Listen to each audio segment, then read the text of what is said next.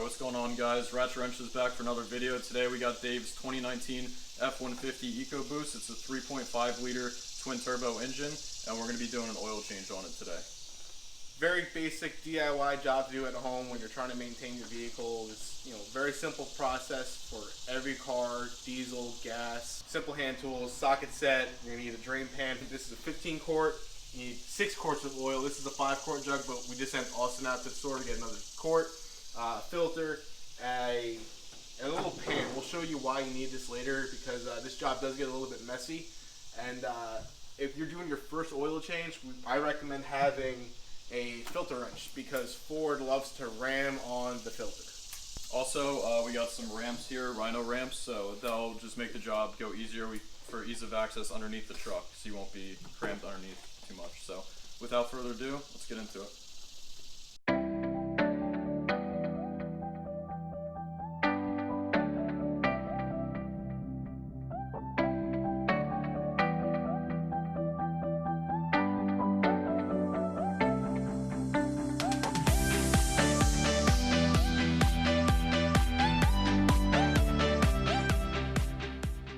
Alright guys, so we just got the truck up on the ramps here. I would definitely recommend having 2 people. This is a pretty tight garage, so one person guiding him in. He didn't have any mirrors.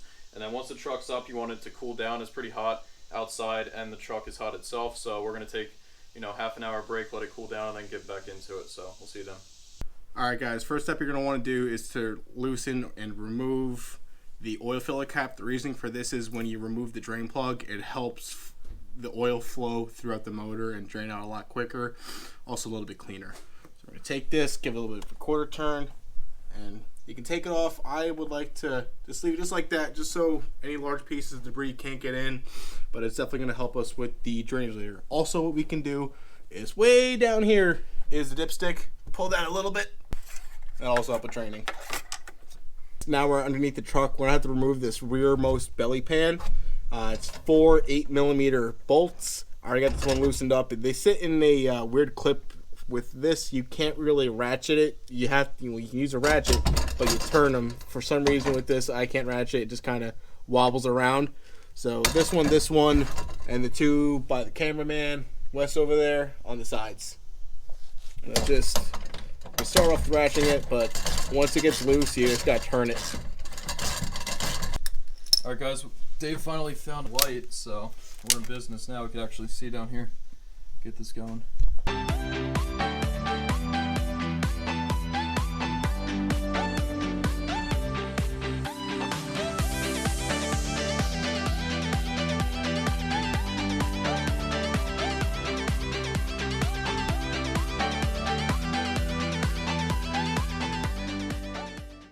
Alright guys, with all 4 bolts removed, you can drop down the rear end of the belly pan first and slide it out, because we have this little tongue here that goes in this groove, and this prevents the bottom or the front from dropping out first. So you got to drop the back end first and slide it out. It's important to do this in reverse order when putting it all back together, because if you don't put that tongue back in right, it's not going to sit right. You can get dirt and corrosion and crap up in here, and you don't want that. With the belly pan off, we have the underside of the engine and the transmission. As most of you know, Ford, for the longest time in these EcoBoosts, use a plastic pan with a plastic quarter turn valve, which was the oil nut.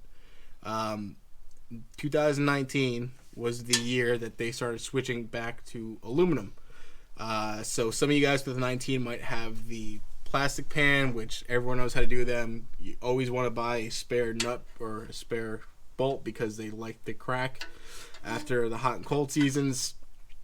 This video is for the aluminum pan. So here we have a 15mm bolt, fits right on, and you can wrench that off.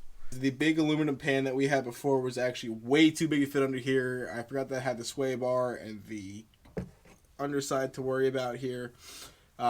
So Austin came in clutch and ripped off a piece of cardboard from an Amazon box. So with this truck, there's so much oil pressure coming down on this, it shoots out. It's ridiculous. Terrible engineering by Ford. Screw you guys. So we're gonna use this to deflect it into the pan. instead of getting it all over the wheels, because that's what happened last time. Woo! Oh! There she blows. Kerblam! I'd say it was successful. Yep. A little bit there. Minimal. Ow! Hot oil. Minimal, dude, it was everywhere last time I did this. Yeah. Alright guys, so up here is our oil filter right by the belt system. I would recommend always using a pair of oil filter pliers. Just makes everything easy. No point in struggling when you don't have to. Work smarter, not harder. With the oil filter loosened, I can see right here at the back of this metal shield, it drains out right in this little cutout. So as we loosen this off some more, almost loosened. I believe this may come out here. I'm not entirely sure. It might just continue to come out of this hole. So we're about to find out. Just make sure you have that pan right under there. Have that ready. And there she blows. Easy peasy. Lemon squeezy. The filter off. We're gonna let it drain out just a little bit. You don't have to let it drain for too long. Just as long as you get a thin stream like this. Let it sit for a couple minutes. Then we'll come back, throw the new filter on, and we'll show you how to prime the filter, because that's an important step to ensure a confident seal. Okay guys, priming the filter, super simple and very important step. Step one, get a little bit in there just to get her wet. Okay, let it soak in. Take a bit of this oil here, run it around the O-ring. And then try to get some of this back inside the filter housing. Simple. And just from this, we can go put on the truck. It was a little bit blind with a couple people down here, but just feel for the stud. And thread her on. Easy as that, boys. And you don't gotta go too crazy with being tight with my hands being as oily as they are. I'm just gonna be very, very light with this. Where is it? Right there. Just get it a little bit snug. Don't go too crazy because you're going to have a lot of problems taking it off in the future. Just put this drain plug back in, very important. So that goes up here, see if I can do it while filming. You don't want to be the guys at Valvoline that forget to put the drain plug back in. That's correct. Or the oil. Thread it in nice and easy. And then we'll get the ratchet and get it nice and snug. As you remember guys, reverse order. Yep. Put this little lip in first. There you go. Now we're on one. Alright. As we got those 4 bolts in, has a little play like it did before, and now what, add the oil? Add the oil and we're done. Alright. Put the filler cap back on, dipstick down, check the levels, and that's it, boys. Yep. We already dumped 1 quart of oil in. We're just gonna dump in the last 5, make 6 quarts. It's off nice and slow because this is very full.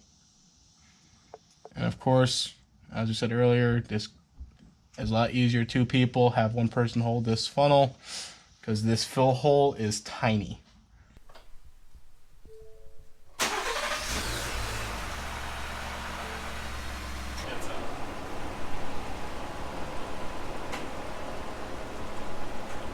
Alright guys, that's a wrap. Couple things to note after you do this oil change. Pull it out if you're doing it inside your garage. Let it sit for a little bit.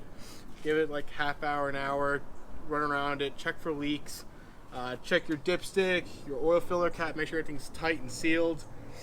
If you don't drive the truck often, or if you just have the opportunity to let it sit for 24 hours and move it and check it for oil, make sure you have a tight seal on your drain plug and a tight seal on your oil filter. That's about it. Very simple DIY, easy maintenance, and keeps your car out of the shop for major problems. I hope you guys enjoyed today's video. If you guys haven't checked out our Facebook and Instagram, we'll throw the links in the description. As always, guys, we want to bring you the best content we can. That's why we're trying to give you as much as the F-150. Looks like you guys are loving it. So without further ado, looks like this is a wrap.